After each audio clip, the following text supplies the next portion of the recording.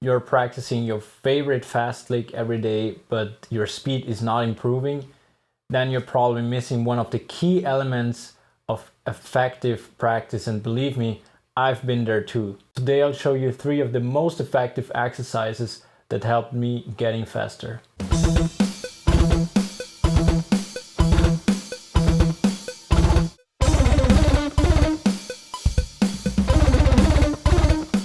We'll go through each exercise step by step so you can actually grab a guitar if you want and just play along. Now let's look at 3 specific methods you can start to integrate very easily into your current practice routine.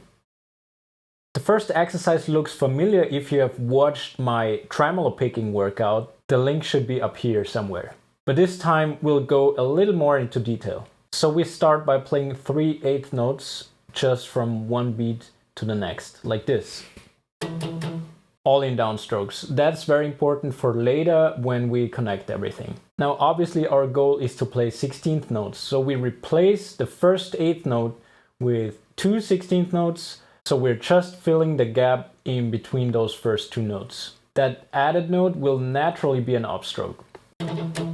Then we go back to the original version with 3/8 note downstrokes. Just in order to relax a bit in between and remember what our starting point was. Now in the next bar, we replace the second 8th note with 2 16th notes like this. Then we go back to the starting point again.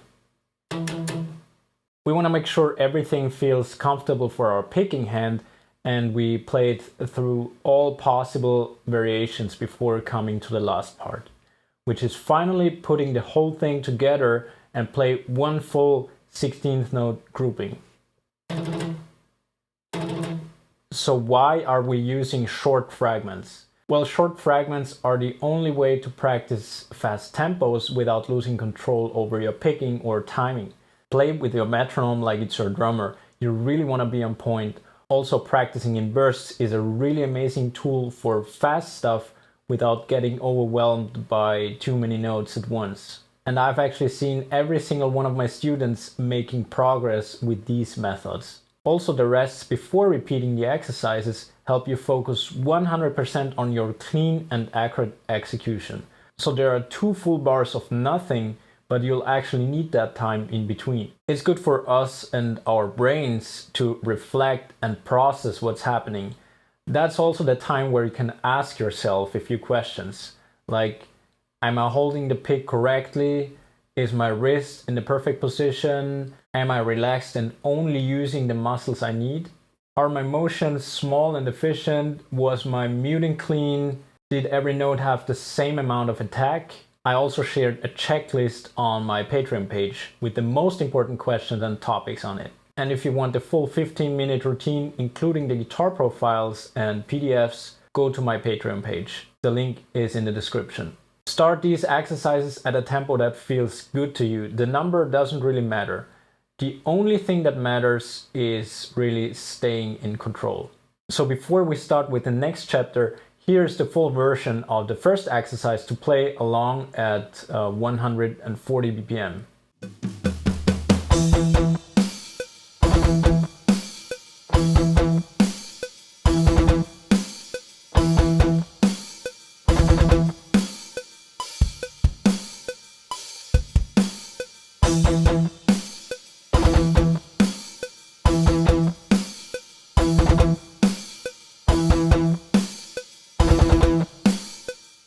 As I showed you in the beginning of the video, this exercise is really effective in any tempo, but especially for very fast tempos like even 250 BPM.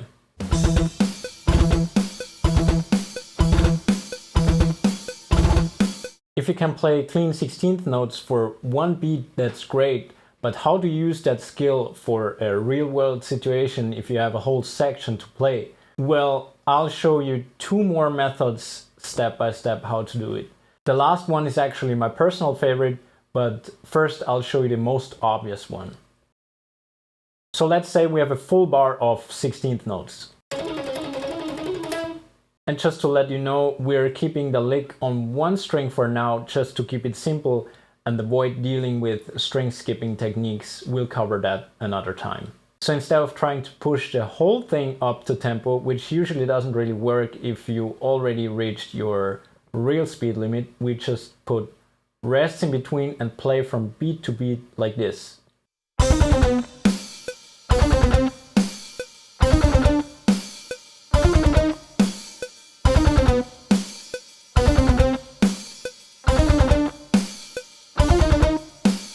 This lets you practice the full phrase without getting stuck. Now, this exercise also includes some other variations as well, because the goal, of course, is to eventually play the full bar fluently. So the next variation is combining the first two groups.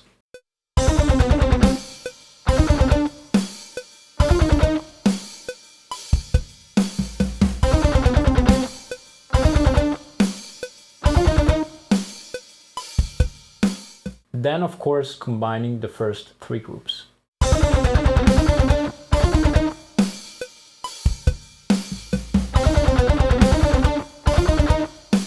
And finally putting the whole thing together. And the breaks in between are again here to readjust what's wrong, like in the first exercise.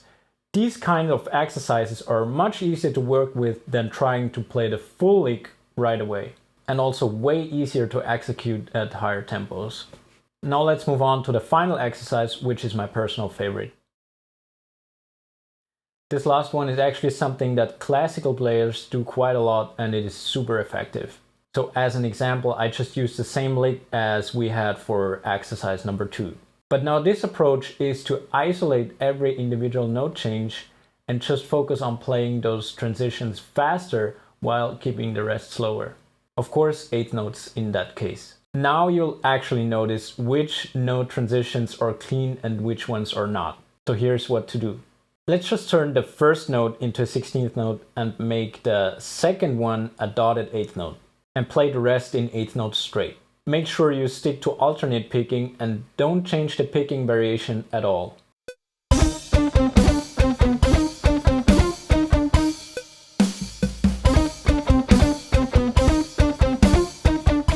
Now do the same thing and shift that 16th and dotted 8th note to the notes number 2 and 3 of each 4-note grouping.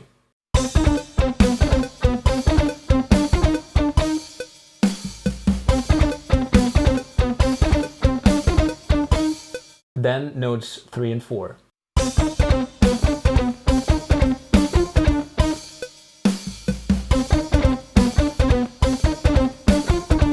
And finally, notes 4 and 5.